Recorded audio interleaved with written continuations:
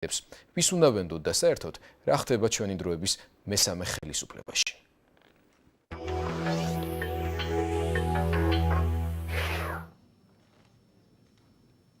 აგერ აი დათო სულაქველიძეს ისა. საბრალოდ სულაქველიძემ გამომიგზავნა ერთი კვირის წერილი ჩემივე რეზოლუციით 5 წლის წინადელით. სადაც თხოვდი ქალაქის მერიას რომ იქნებ მიცეთ ერთოთახიანი ბინა და როგორც მაშინ არ ქონია ისე არაფერი დღესაც არ გააჩნია. მარტო ამითი არის ზოება ადამიანი, მაგრამ ის რომ ეს კაცი იყო საოლქო სასამართლოს თავმჯდომარე. როგორც გამოიყვანეთ სარდაფიდან რომელიც იხდიდა 30 ლარს თვეში, ბევრად შორს არ წასულა იქიდან სამწუხაროდ, მას შემდეგ რაც 6 წელი იმუშავა სისტემაში. იმ სარდაფიდან, რომელიც პრეზიდენტისთვის მოსამართლის პატიოსნების სიმბოლოა, დავით სულაქველიძემ ახალ სარდაფში გადაინაცვლა. რასაც პრეზიდენტმა სარდაფი უწოდა, იმისგან როგორ გრითი განსხვავდება. ცოტა უფრო დიდი ფართი არის ამჟამად, მაშინ ძალიან 12 კვადრატმეტრში ცხოვრობდი და ახლა ცოტა უფრო მეტია და მეტი იმდენად ავიღეს ქირით ესეთი უფრო მეტი ფართი, რომ მე და ჩემი ძმის შვილებთან ცხოვრობდით ორნი. მოსამართლის სარდაფის ფართის ზრდასთან ერთად მისმა ფასმაც მოიმატა. ახლა $120 იხდის. უზენაესი სასამართლოს გვერდით მდებარე ბინაში მას თითქმის არაფერი ეკუთვნის. აქ რასაც ხედავთ ეს ავეჯი ყველაფერი ჩემი ბინის მეპატრონის არის. ჩემი ხოთა ბინაში არის საწოლი ლოგინი. რომელია თქვენი საწოლი ლოგინი? აი ეს არის ჩემი საწოლი ლოგინი და ტახაცმელი, სხვა დანარჩენი და წიგნები. ჩემი საკუთრება წიგნები. საკმაოდ, მაგრამ ყველა აქ არა მოქვს. ვერ დავტევდი, ყველა ზოგი სხვაგან მოქვს შენახული ჩემ ძმასთან. ჩემი საკუთრება არის წიგნები, ლოგინი, ტასაცმელი ამ ბინაში. ადრე აქ ძმისშვილთან ერთად ცხოვრობდა, მომავალში უფრო იაფასიან ბინაში გადასვლას აპირებს. საოლქო სასამართლოს ყოფილი თავმჯდომარე ახლა უზენაეს სასამართლოში მუშაობს. პრეზიდენტის სამაგალითო მოსამართლე დღეს შერისხულთა სიაშია. მისი და კიდევ 17 მოსამართლის წინააღმდეგ დისციპლინარული საბჭო ეგრეთ წოდებული მოსამართლეების სასამართლო საქმეს განიხილავს. იუსტიციის საბჭოში აცხადებენ, რომ ეს ჩვეულებრივი მუშა პროცესია, რომლის მიზანია კონკრეტული მოსამართლეები კონკრეტულ შეცდომებში ამხილოს. დავით სულაქველიძე კი მიიჩნევს, რომ მას ურჩობის და პრინციპულობის გამოსჭიან. ბოლო კვირების განმავლობაში საზოგადოებაში აქტიურად განიხილავენ სამი მოსამართლის ქმედებას, რომლებმაც საჯარო განცხადებები გააკეთეს და ხელისუფლება სასამართლოზე ზეწოლაში ღიად ამხილეს. დავით სულაქველიძე, ნინო გვენეტაძე და მერაბ ტურავა ამტკიცებენ, რომ პროკურატურა, იუსტიციის საბჭო და უზენაესი სასამართლოს თავმჯდომარეც კი მათთვის სასურველი განაჩენების გამოტანის მიზნით მოსამართლეებზე ზეწოლას მუდმივად ახორციელებენ.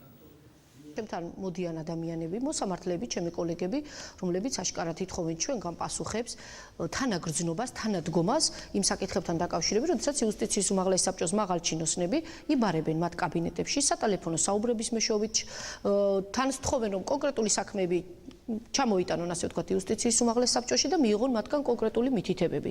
იუსტიციის საბჭოს მდივანი მუშაობდა ორი მეთოდით. ერთი ზოგადი დაპარება მოსამართლეებისა და ზოგადი ინსტრუქტაჟი მასთან დაკავშირებით, რომ მათ უნდა შეასრულონ პროკურორის ნებასურველი, ეს არ არის ჩემი სიტყვები, მხოლოდ ზოგადი და ფარატინა სიტყვები და მეორე მოსამართლეთა დაბარება და კონკრეტული დავალებების მიცემა კონკრეტულ საქმეებთან დაკავშირებით. ხოლო რაც შეეხება უზენაეს სასამართლოს თავმჯდომარეს, ვერ დავაბრალებთ, რომ ის ზოგადად ყველა მოსამართლეს იბარებდა და ზოგად ინსტრუქტაჟს ატარებდა ამ საკითხთან დაკავშირებით, მაგრამ კონკრეტულ საკითხებთან დაკავშირებით, როდესაც მას ჰქონდა დავალებები, დიდი და ხშირი იყო კონკრეტულ საქმეებზე, კონკრეტული მოსამართლეებისათვის მის მიერ დავალების მიცემა. როდესაც ბატონი კოტე კუბლაშვილი მომბრძანდა სასამართლო ხელისუფლების მეთაურად ასეთ მაღალ დონეზე დამოძღვრილი საქართველოს პრეზიდენტისგან, რომ ის უნდა იყოს შეუვალი, ობიექტური და გარანტი მართლმსაჯულების ადამიანის ღირსების, თავისუფლების, სიცოცხლის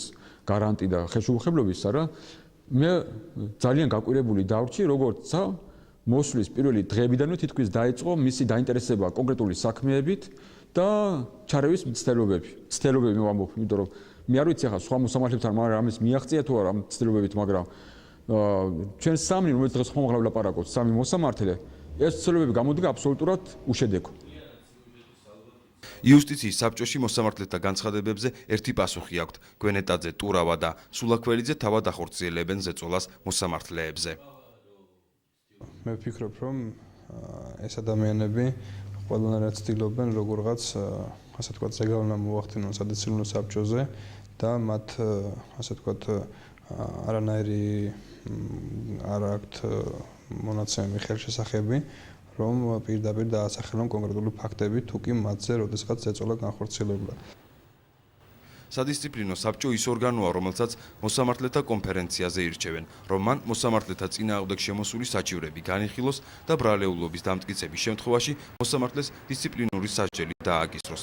მოსამართლეები, რომლებაც სიჩუმე დაარღვიეს, აცხადებენ, რომ სასამართლო რეფორმის პირმშოს, რომელიც კეთილის რახვებით არის შექმნილი, ბოლო პერიოდში ძირითადად სხვა მიზნით იყენებენ. ტურავას, გვენეტაძისა და სულაქველიძის მიერ გამხელილი სქემა ასეთია.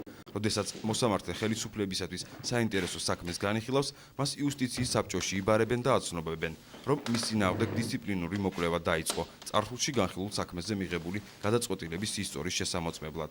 ამის შემდეგ მოსამართლე არჩევანის წინაშე დგება. თუ ის მიმდინარე საქმეზე ხელისუფლებისათვის სასურველ განაჩენს გამოიტანს, მის მიმართ აღძრული საქმე შეწყდება, თუ არა და მას დისციპლინური სასჯელი ელის. ამ სქემის არსებობას კატეგორიულად უარყოფს უზენაესი სასამართლოს თავმჯდომარე და მას აბსურდულს უწოდებს. კოტე კუბლაშვილი მოსამართლეთა სხვა ბრალდებებსაც პასუხობს და აცხადებს, რომ მისი მხრიდან კონკრეტულ საქმეში ჩარევა უზენაესი სასამართლოს თავმჯდომარის პოსტზე მუშაობის პერიოდში არც ერთხელ არ ყოფილა. შეიძლება საერთოდ ჯამში იმ კრიტიკას, რაც არსებობს სასამართლოს მიმართ, დიდ ნაწილში შეიძლება ეთანხმებოდნენ, მაგრამ აი იმ კონკრეტულ შემთხვევაში, რომ მოსამართლე რაღაც საქმეს რომ იხილავს და ვიღაცას აინტერესებს ეს საქმე, რომ ასე გადაწყდეს და ამის გამო ირთვება სადისციპლინო მექანიზმი, ეს არის სრული აბსურდი. ეს არის საიდანღაც მოთრეული იმ ადამიანების მიმართ, რომელიც მხოლოდ აინტერესებთ, რომ რაღაც თქვან და არა და ეს ყველაფერი უსაფუძვლო იყოს, მათ ეს არ ადარდებთ. ვერც ერთ შემთხვევაში ვერ დამისახელებთ, რომ მოსამართლე რაღაც საქმეს იხილავდა ისეთს, რომ ვინმეს იმ საქმის ინტერესი ჰქონდა და ამ დროს იუსტიციის საბჭომ სპეციალურად მის წინააღმდეგ რაღაც საქმე აღძრა. რაც შეეხება ამ ჩარევებს, ჩემი აზრით მე ვთვლი, რომ არანაირი ჩარევა, როგორც ასეთი არ ყოფილა. მე რომ ესეთი რაღაცები გამეკეთებინა, მე თვითონ არ მექნებოდა უფლება, რომ თუნდაც ეხლა თქვენს წინაშე აქ მესაუბრა ამ თემებზე. არც უზენაესი სასამართლოს თავმჯდომარე, არც იუსტიციის საბჭოს მდივანი და არც სისტემის წინააღმდეგ მებრძოლი მოსამართლეები კონკრეტულად არ ასახელებენ იმ საქმის დეტალებს, რომელიც დისციპლინური მოკვლევის მიზეზი და დაპირისპირების საბაბი გახდა. საზოგადოების ინფორმირებას ისინი პრესკონფერენციითაც შეეცადნენ, რომელიც პარლამენტში გამართეს, სადაც მათ კიდევ ერთი მოსამართლე თამაზ ელიაშვილი შეუერთდათ. ეს რაც ხდება დღეს ამ ბოლო თვეების მანძილზე, ასეთი რამ არასოდეს ყოფილა. ფაქტობრივად სასამართლო ხელისუფლება და მოსამართლეების დამოუკიდებლობა უკვე ეჭვის ქვეშ დგება. ხდება ფიქცია. ირღვევა საყოველთაო და აღიარებული სამართლებრივი პრინციპები და საქართველოს კონსტიტუცია, რომლებიც სასახად აღიარებენ სასამართლო ხელისუფლების და მოსამართლეთა დამოუკიდებლობას. გვენეტაძე, ტურავა, სულაქველიძე და ილიაშვილი სხვა მოსამართლეებთან ერთად საკუთარი სიმართლის დამტკიცებას ორშაბათს შეეცდებიან, თუმცა მათ ეჭვი აქვთ, რომ გადაწყვეტილება უკვე მიღებულია. იუსტიციის საბჭოში კი მეამბოხე მოსამართლეების რიცხვის ზრდას არ ვარაუდობენ.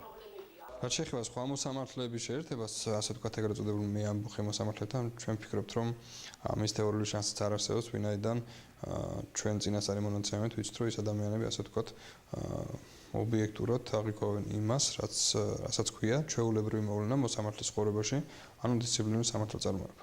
დღეს მთელი სასამართლო კორპუსი, ყველა მოსამართლე ჩვენ შემოგცქერეს და ჩვენ გვიყურებენ, რა მოხდება. თუ მოახერხებენ ჩვენს მიმართ ანგარიშწორებას, ასე იოლად და ეს არ იქნება პრობლემა მათთვის, არა? ეს იმას ნიშნავს, რომ მთელი სასამართლო კორპუსი არის უკვე დამორჩილებული საერთოდ. და არავინ არაფერს არასდროს ხმის ამოღები არ იქნება და ნებისმიერი შეკვეთის შესრულება იქნება შესაძლებელი სასამართლო ხელისუფლებაში. სარდაფში მცხოვრები მოსამართლის ჰობი ილუსტრირებული გამოცემების შეგროვება, ის მტარიერების არქიტექტურითაა გატაცებული. როცა გასამართლეს დემოკრატიულ ათენში ფილოსოფოსი სოკრატე 300-დან უამრავ ადამიანმა მიიღო მონაწილეობა მის გასამართლებაში და მე გამოიტანეს ისე გამოიტანეს მჟავრი მის მიმართ. თუმცა აღმოჩნდა, რომ მათ ყველამ შეცდომა დაუშვეს. ხვალ რა მოხდება? ხვალ რა მოხდება, ეს ბევრი რამე დამოკიდებულია იმაზე, თუ როგორი ვიქნებით ჩვენ თვითონ. ყველაფერი ჩვენგან მოდის საერთოდ. ეს არ არის ჩვენ ამას ვერ დავუბრალოთ რაღაც მხოლოდ გარკვეული პირების თვითნებობას, თუ რამე ცუდი ხდება, ან მხოლოდ ხელისუფლების თვითნებობას. რა თქმა უნდა, ეს ხელისუფლება ჩვენგან მოვიდა და ჩვენ თუ გამოვიჩენთ პრინციპულობა და ჩვენ ადგილზე ვიქნებით და მოვითხოვთ იმას, რაც გვეკვოთნის იმ უფლებას. ჩვენ ამ ბრძოლით ყოველთვის მივახცეთ შედეგებს. თუ თუ რა ბედი ეწევათ მოსამართლეებს, ამას ხვალ იუსტიციის საბჭოსთან არსებული დისციპლინარული საბჭოს ხდომის შემდეგ შევიტყობთ. მანამდე კი დროებაში რეკლამის შემდეგ